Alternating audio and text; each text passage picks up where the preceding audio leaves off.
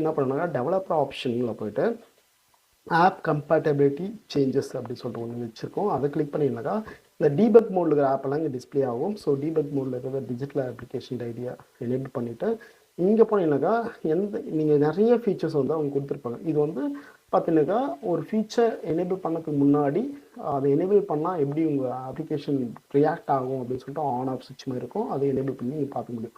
So நீங்கள் வந்து H2H4 enable பண்ணணும் அப்படின்னாக்கா ஆல் த வே டவுன் போயிட்டீங்கன்னாக்கா ஒவ்வொரு வருஷனுக்கும் எப்பப்போ என்னென்ன ஃப்ளாக்ஸ் இருக்குது அப்படின்னு சொல்லுவாங்க. ஸோ அதில் வந்து என்ஃபோர்ஸ் H2H அப்படின்னு சொல்ல ஒரு ஆப்ஷன் இருக்கும். அதை எனேபிள் பண்ணி டிசேபிள் பண்ணி உங்கள் அப்ளிகேஷன் எப்படி இப்போ ரன் ஆகுது அப்படின்னு சொல்லிட்டு உங்களால் கண்கூட இங்கே பார்க்க முடியும். இங்கே பார்த்தீங்கன்னாக்கா enable for target SDK 35 and அபோவ்னு இருக்குல்ல.